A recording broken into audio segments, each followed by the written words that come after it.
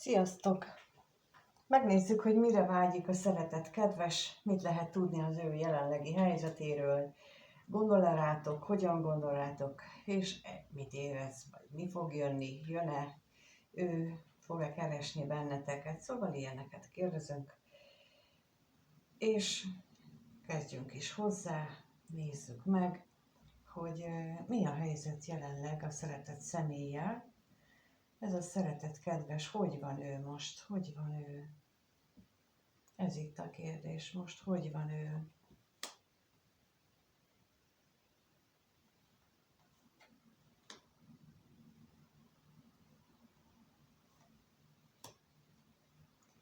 Mit lehet tudni az ő jelenlegi helyzetéről?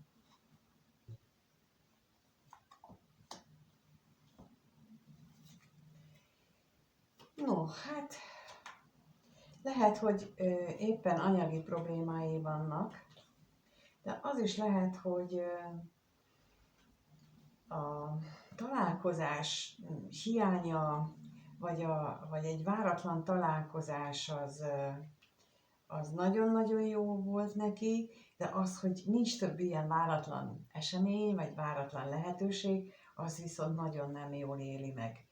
És úgy tűnik, hogy ez eléggé súlyosan érinti, méghozzá lelkileg érinti súlyosan.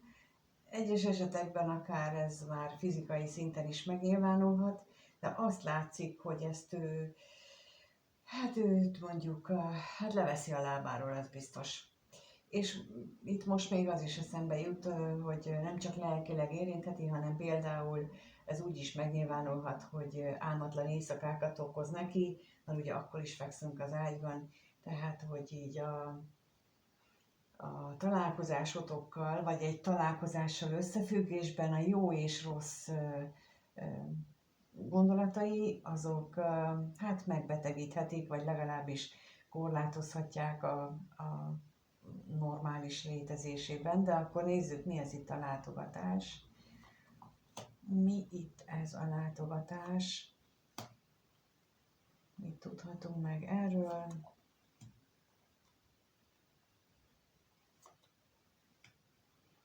Elképzelhető, hogy voltak neki olyan félelmei a múltban, hogy például az, akiről ez a látogatás szól, hogy majd egyszer csak elmúlik az a szenvedély, az a tűz, az a lángolás, amit vele kapcsolatban érez, de úgy látszik, hogy ez nem igazán, és akkor ennek lehet ez a magyarázata, hogy miért érzi úgy, hogy ez egy nagyon, nagyon szuper jó dolog az életében. Akkor megnézzük, hogy mi ez a kevés pénz, mert hogy pont az ellenkezője vált valóra, mint amitől ő régen tartott.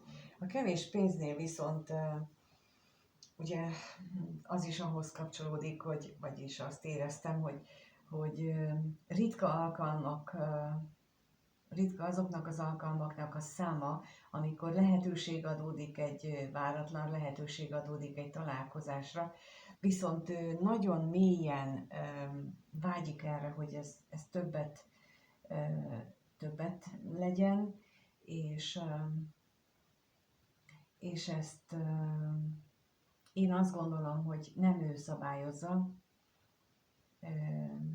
még akkor sem, hogyha gyakran azt gondoljuk, hogy rajta múlik mindig az, hogy jöjjön, mert nagyon sokszor itt azt mutatják a lapok, hogy nagyon sokszor az égiek vagy a sors, mindegy, hogy nevezem, ami nem igaz, de ebből a szempontból igen, tehát hogy valami közbe jön, amire tényleg nincsen ráhatása, és például, hogyha valahova elindulunk, és mondjuk egy baleset miatt, amiben nekünk nincs részünk, de lezárják az utat, és ott kell állnunk 4-5 sok órát, akkor akár megakadályoz abban, hogy azt az időt, amit mondjuk valahol ott akartunk tölteni, akkor azt már ott tudjuk tölteni, és akkor innentől kezdve már nem jön össze a találkozó, és még csak az sem kellett, hogy most emiatt ő rosszul járjon. de ilyesmit is jelentheti. Tehát az a lényeg, hogy ő vágyna arra, hogy több ilyen váratlan esemény történjen, ugyanakkor, mert hogy kevesli ezeknek a számát, ugyanakkor meg azt tudni kell, hogy nem mindig rajta múlik, csak és kizárólag. Na nézzük még itt a betegséget, mit tudhatunk meg erről.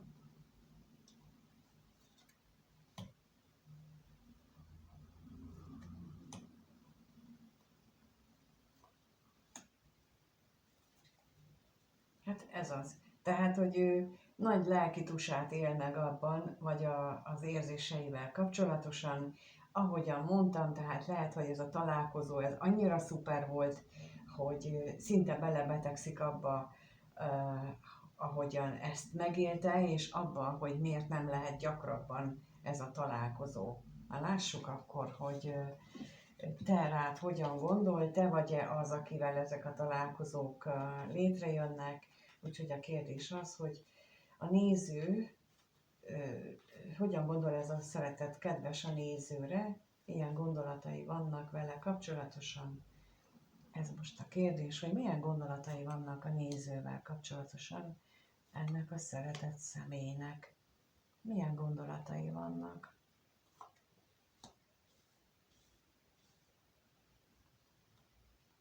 Milyen gondolatai vannak?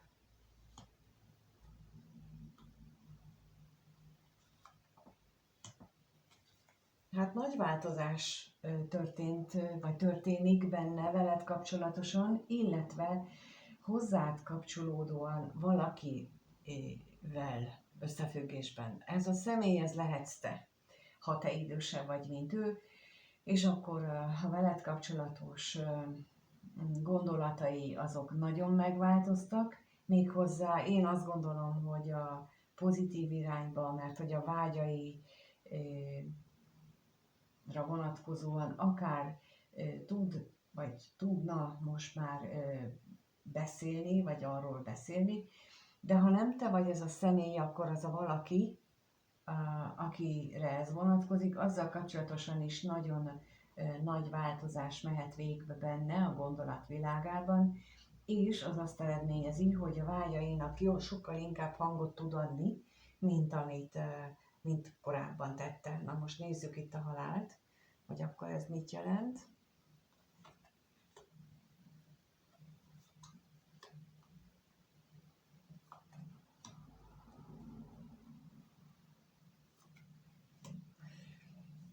Olyan, minthogyha az a bizonytalanság, ami benne volt, akár veled kapcsolatosan, akár saját magában, hogy ez az érzés, ez mennyire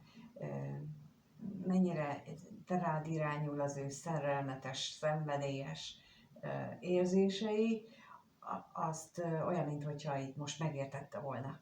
Tehát, hogy így ez a változás ment végbe benne, hogy nem tud pótolni más téged. Tehát, hogy nem tud mással lecserélni. Te vagy az, akire neki szüksége van, mert hogy te rád, vagy te vagy az, akit ő szerelemmel, mély, szenvedélyes szerelemmel szeret, és még hogyha eddig bizonytalan is volt ebben, ez most nyilvánvalóvá vált, vagy válik a számára, vagy legalábbis úgy gondolja, és akkor ennek szeretne hangot adni. Na nézzük még itt az üzenetet, hogy hogyan szeretne ennek hangot adni, hogyan szeretné ezt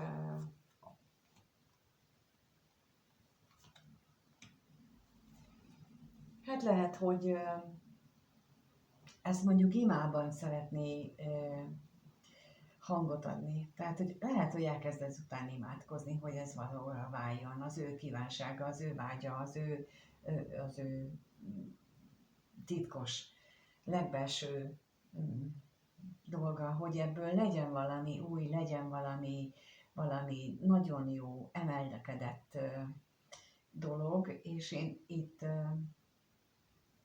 hát ezt érzem vele kapcsolatosan, hogy mondom, tehát itt hatalmas vágyakat, vagy változást látunk, azért, mert hogy belátta, hogy nem vagy nem tud mással pótolni, nem vagy lecserélhető, csak te tudod ezt belőle kiváltani, ezt a mélységesen mély, forró szerelmet, és, és akkor most ez azt eredményezi nála, hogy ő elkezd ezért imádkozni, ami viszont nagyon jó, mert ha például ő egy olyan típusú ember volt, aki állandóan csak a rosszat látta, hogy úgysem fog összenőni, meg úgysem, és akkor elkezd egy más hangnemben imádkozni, hogy, hogy segíts Istenem, hogy megtapasztalhassam ezt a szerelmet, vagy teljesüljenek a kívánságaim, akkor ez mindenképpen egy pozitívabb hozzáállás. És ez nincs összhangban azzal, amit én szoktam mondani, hogy ne határozzuk meg, hogy mit kívánunk, viszont ha abból a szempontból nézem, hogy a negatív dolgokra fókuszálok, vagy esetleg pozitív kívánságokat fogalmazok meg, akkor inkább azt mondom, hogy legyen pozitív kívánság megfogalmazás az imában, mint hogy a negatívat csináljuk, de ha lehet, akkor kérjünk valami olyat, ami a föntieknek a kívánsága szerint történik. De hát ő neki most ezt így nem tudom elmondani, de ha már ezt kívánja, hogy teljesüljenek az ő vágyai, és ez a szerelme, ez beteljesüljön. Ha egyezik a föntiek véleményével, akkor ezt ők nagyon fogják támogatni, mert a kérés, hogy kérjünk, az nagyon fontos. Tehát ők maguktól nem fognak úgy beleszólni, kivéve amikor már a lecke része, de az egy másik történet. Na megnézzük akkor az érzéseket, hogy mit érez ez a szeretet kedves a néző iránt.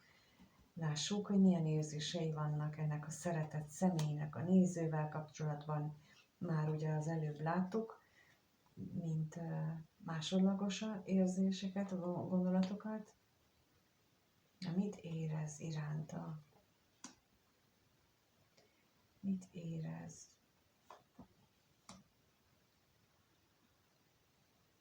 Hát itt azt látom, hogy eddig ilyen ad-hoc, ilyen vagylagosan imádkozott ő, hogy az ő lelki dolgait, így amikor eszébe jutott, akkor imádkozott, ilyen néha eszébe jutott, akkor igen, néha meg nem. Na de ebben valahogy változás történik, úgy látom, mert hogy ráébredt, hogy ez így nem biztos, hogy jó lesz. És akkor nézzük meg itt a veszteséget.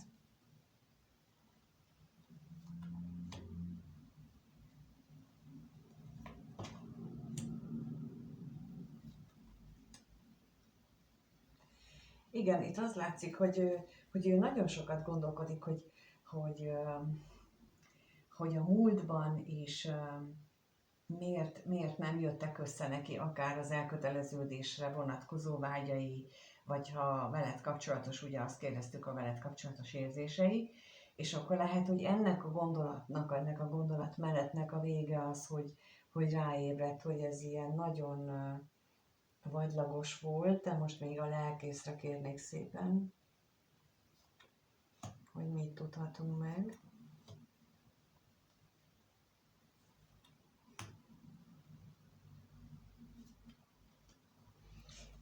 Igen, mert a gondolatait, a belső megélését, a saját hitrendszere, a saját mintái korlátozták le leginkább, és ezért lehet az, hogy időnként imádkozott, aztán amikor szembesült vele, hogy jaj, mit kívánok én, akkor ezt nem lehet, mert így, és akkor itt szembe jött azzal, hogy ilyet nem csinálunk, vagy például, hogy olyan fölösleges imádkozni, én úgysem vagyok szerethető, meg én ilyen vagyok, én olyan vagyok, tehát amikor így ledegradáljuk magunkat, és akkor már felhagy az imával is, és lehet, hogy erre éppen így rájött arra, hogy ő neki mennyire fontos így ez a elköteleződés, vagy egy hosszabb kívánságának, vágyának a teljesülése, és lehet, hogy akkor ez az, ami majd megmutatkozik a közeljövőben, de megnézzük, hogy mi mutatkozik meg a közeljövőben, mi mutatkozik meg.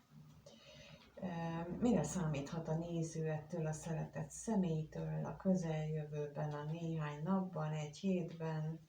Ez a kérdés, hogy mi mutatkozik meg, hogy mire számíthat a néző ettől a szeretett személytől, mi történhet.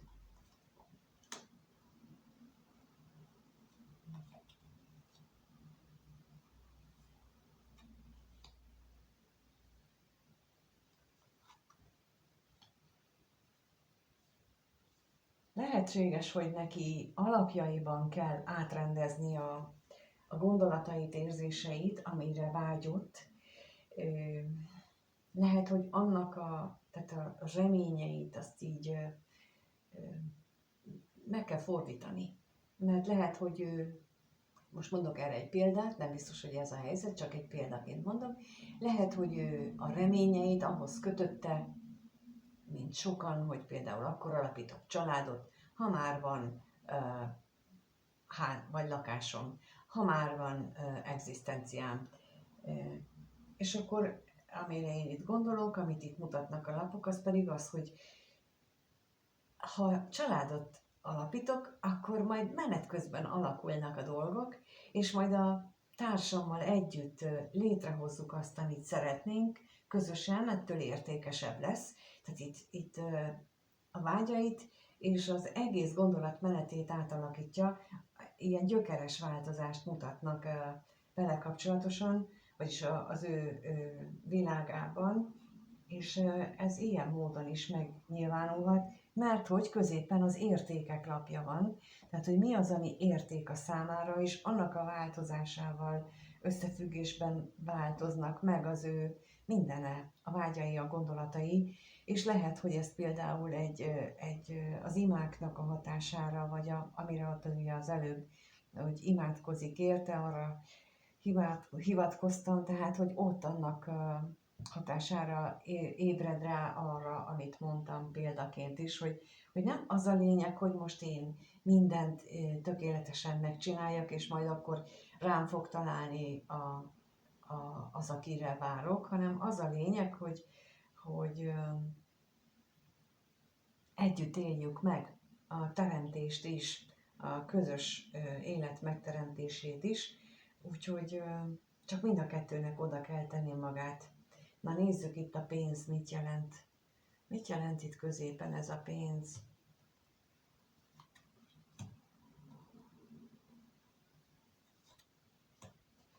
Lehet, hogy túl gyakran, túl sokszor kommunikálta ezt, hogy mennyire fontos neki a pénz, vagy ha nem kommunikálta, akkor is nagyon nagy szerepet játszott az életében, és mint akadályozó, illetve igen, mint akadályozó tényező lehetett. Az is lehetett akadályozó tényező, hogy esetleg te jobb környezetben, jobb módban élsz, mint ő, vagy fordítva, és akkor ebben is történhet változás. Na most még a halálra kérek, hogy mi az, ami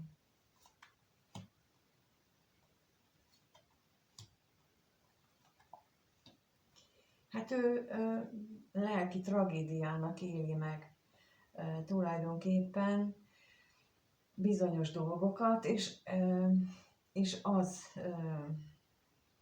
váltja ki nála ezt a hatalmas változást, és nem azt mondom, hogy ez így könnyedén is rögtön megtörténik, hanem sokkal inkább azt látom, hogy ez egy nagyon nagy szenvedést követően fog benne megtörténni, nagyon nagy fájdalmakat és lelki gyötrelmet követően fog, hát úgymond elengedni a régi mintáit. És én kívánom, hogy ez minél több mindenkinél történjen meg, főleg akik itt vannak és hallgatnak, és követik a csatornát, és köszönöm, hogyha lájkoljátok, és bármilyen interakcióval illetitek a csatornát. Még van idő arra, hogy a féláras kedvezményt igénybe vegyétek, éjfélig van lehetőség rá, november 30-a éjfélig, úgyhogy nem maradjatok le róla. Egyéni konzultációt tudunk nagyon kedvező áron, 1 órás időtartamban, legalább 1 órás időtartamban beszélgetünk, és mindent is át tudunk beszélni, tehát ez a lényege az egyéni konzultációnak, hogy menet közben tudsz kérdezni, válaszolni, és minden más olyan kérdésedre tudok választ adni, amit itt felmerült benned, csak nem tudod megkérdezni, ott viszont bármit. Jó? De lehetőség van arra is, hogy videós, egyénire szabott videós megkeresés, vagy ilyen kirakást kérjetek, ahol rátok koncentrálva készítem el ugyanezt a kirakást, vagy amelyiket mondjátok, úgyhogy ilyenre is van lehetőség még mindig, és éljetek vele, ahogy a karmaoldással és a belső gyermekkurzusokra vonatkozóan is, még utolsó pillanatban is. Köszönöm, ha kommenteltek, köszönöm a feliratkozásokat, és amíg nem találkozunk újra, addig mindenkinek minden jót kívánok. Sziasztok!